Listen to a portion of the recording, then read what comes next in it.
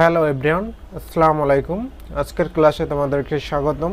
আজ আমি তোমাদের সাথে আলোচনা করব নবম দশম শ্রেণীর হিসাব বিজ্ঞান বইয়ের দ্বিতীয় অধ্যায়ের উপর, অর্থাৎ লেনদেনের উপর।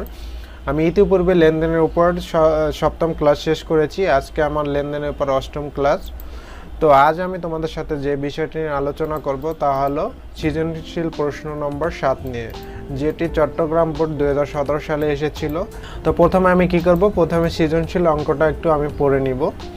তো আমি সৃজনশীল অঙ্কটা পড়ে নিচ্ছি। কি বলছে, জনাব কামাল 2015 সালের 1 জানুয়ারি নগদ 10,000 টাকা, আসবাবপত্র 15,000 টাকা এবং 5,000 টাকার ঋণ নিয়ে ব্যবসা আরম্ভ করেন।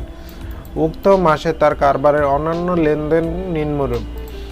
2015 জানুয়ারির 5 তারিখ কি বলছে, অফিস ভাড়া প্রদান 3,000 টাকা।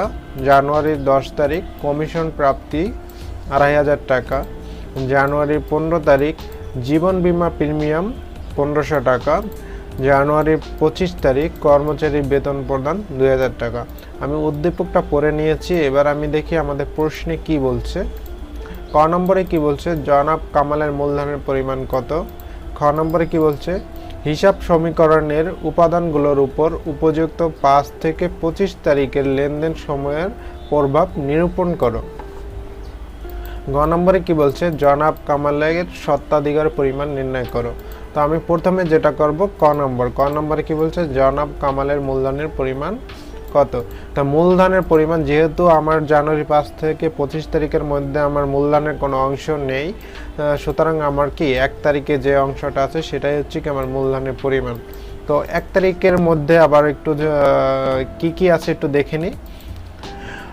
2015 সালের 1 জানুয়ারি নগদ 10,000 টাকা এবং আসবাবপত্র 15,000 টাকা, এই দুটা কি আমাকে মালিক দিয়েছেন। আর এবং 5,000 টাকা ঋণ নিয়ে ব্যবসা আরম্ভ করছে। এই 5,000 টাকা কি ঋণ নিচ্ছি, অর্থাৎ মালিক আমাকে দেয় না, ঋণ নিচ্ছি কোনো তৃতীয় পক্ষের নিকট, তার কাছে কি আমি দায়গ্রস্ত আছি, অর্থাৎ দায়বদ্ধ আছি। এই জন্য এই 5,000 টাকা কি হবে না, মূলধন হবে না। তাহলে আমার মূলধনের পরিমাণ কোনটা, মূলধনের পরিমাণ হচ্ছে নগদ টাকা 10,000 এবং আসবাবপত্র কি 15,000 টাকা। তাহলে আমি অঙ্কটা এখন কিভাবে করব। অঙ্কটা করার জন্য আমার এরকম একটা ছকের প্রয়োজন হবে। ছকটাতে কি থাকে, তারিখ, বিবরণ, টাকা টাকা। তো ক নম্বর হেডিংয়ে আমি কি দেব, মূলধনের পরিমাণ নির্ণয়। যেহেতু আমার ক নম্বর অপশনে বলেছে মূলধনের পরিমাণ কত, এই জন্য আমি ক নম্বর হেডিং দিয়েছি মূলধনের পরিমাণ নির্ণয়। তো আমি ফার্স্টে কী করবো, 2015 সাল, যেহেতু এটা 2015 সাল, আমি এখানে 2015 সাল লিখবো। তারপর যেহেতু এটা জানুয়ারি মাসের অঙ্ক, এই জন্য আমি এখানে কি লিখবো, এখানে জানুয়ারি লিখবো।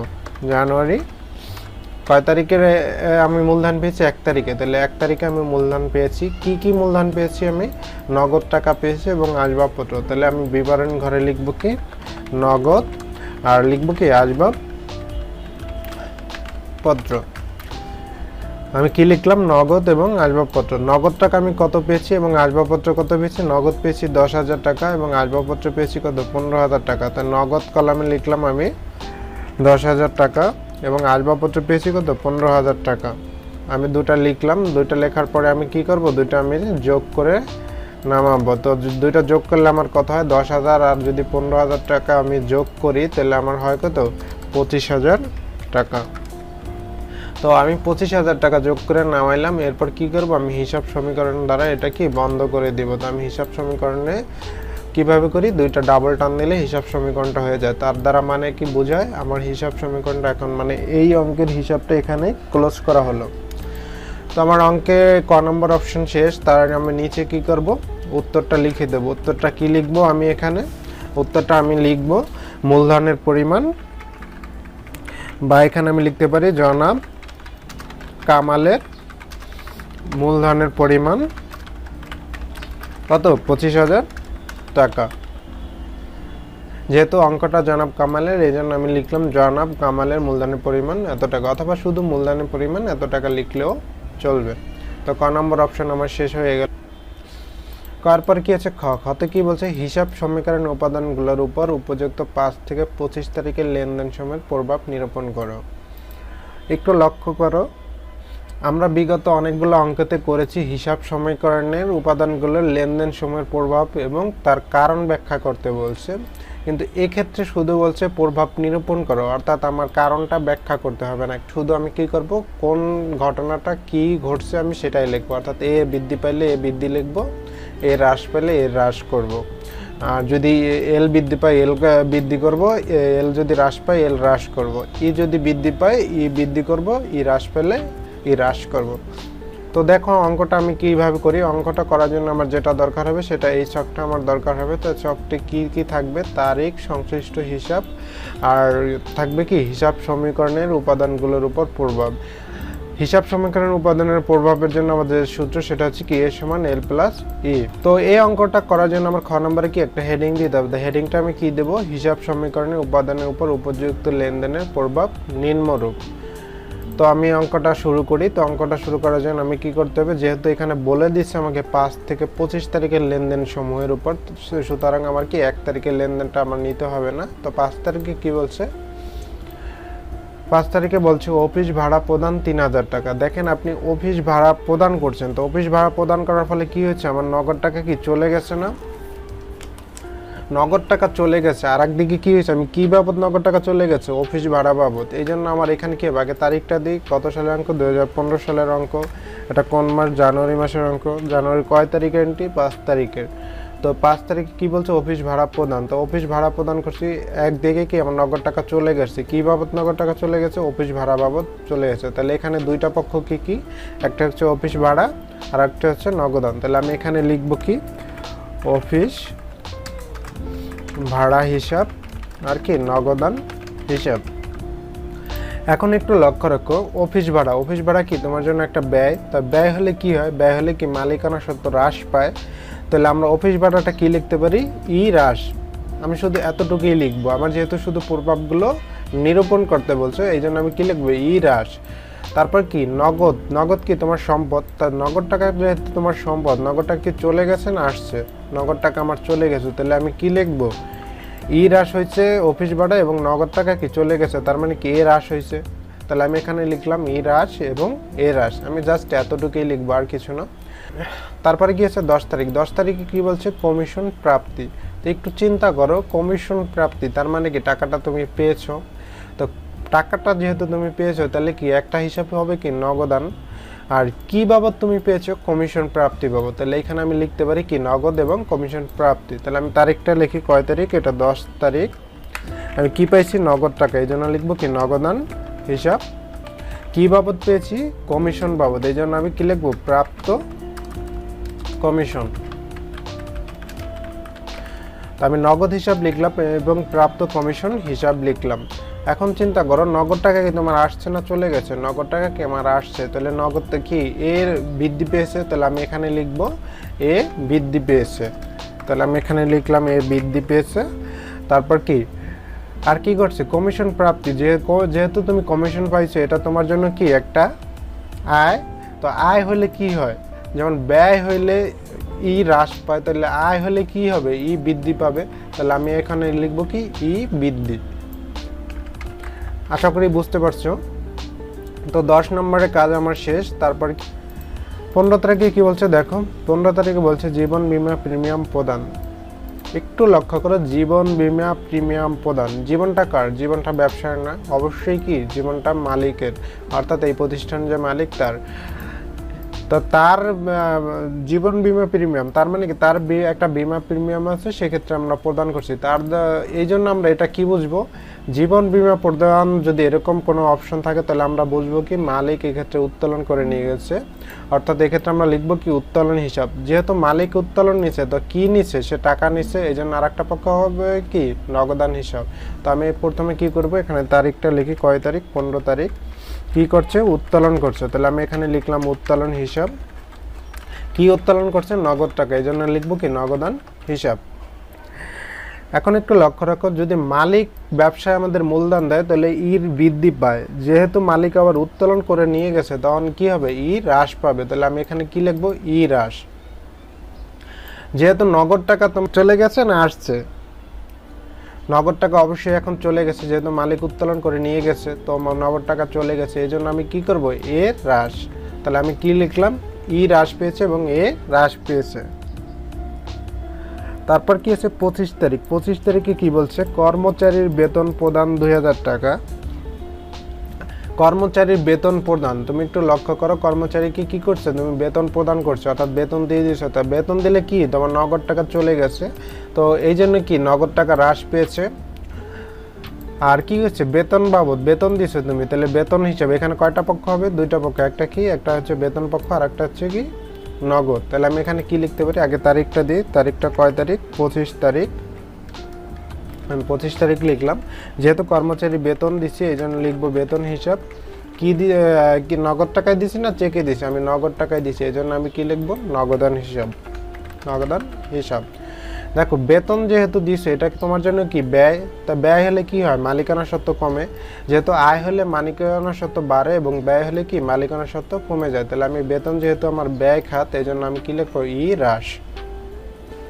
যেহেতু নগদ টাকা তোমার সম্পদ, নগদ টাকা যদি আসে তাহলে বৃদ্ধি পায়, এ বৃদ্ধি পায়, আর নগদ টাকা যদি চলে যায় তাহলে এ হ্রাস পায়।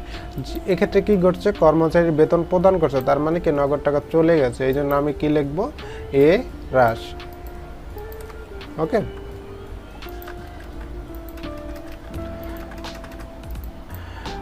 তোমরা প্রত্যেকটা এন্ট্রি ডেবিটটা একটু এদিকে বাম দিকে রাখবে আর ক্রেডিটটা একটু ডান দিকে সরাই দিবে, যাতে বুঝতে সুবিধা হয় যে কোনটা আমার ডেবিট আর কোনটা ক্রেডিট। তো খ নম্বর আমার বলেছিল হিসাব সমীকরণ উপাদানের উপর উপযুক্ত লেনদেনের প্রভাব নিরূপণ করো। তো আমরা নিরূপণ করলাম, এখানে আমরা শুধু এভাবেই লিখবো। তো আমার খ নম্বর অপশন শেষ। গ নম্বর কি বলছে, জনাব কামালের স্বত্বাধিকার পরিমাণ নির্ণয় করো। তো আমরা এর আগের একটা অঙ্কতে আমরা দেখিয়েছিলাম যে কিভাবে স্বত্বাধিকার পরিমাণ নির্ণয় করে, তারপরও আমি আবার বলছি বা এখন দেখাবো আবার।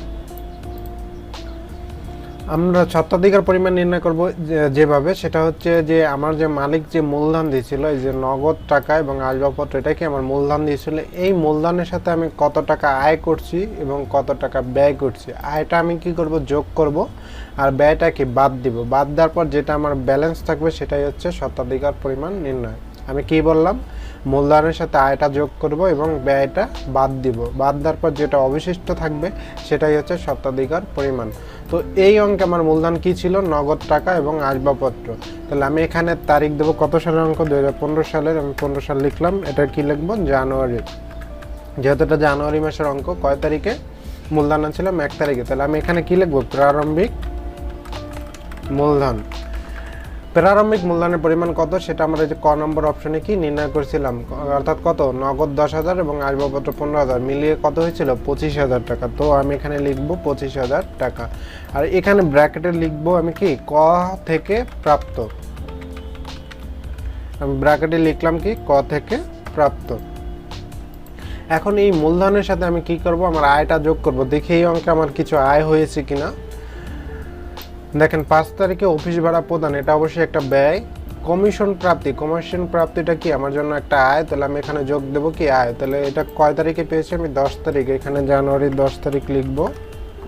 আমি কি করছি, আয় করছি, তাহলে এটা যোগ কি লিখবো, যোগ কি বাবদ আয় করছি, কমিশন প্রাপ্তি। তাহলে আমি এখানে লিখবো কমিশন প্রাপ্তি। কত টাকা কমিশন পেয়েছিলাম, 2,500 টাকা। তো আমি এখানে লিখবো 2,500 টাকা।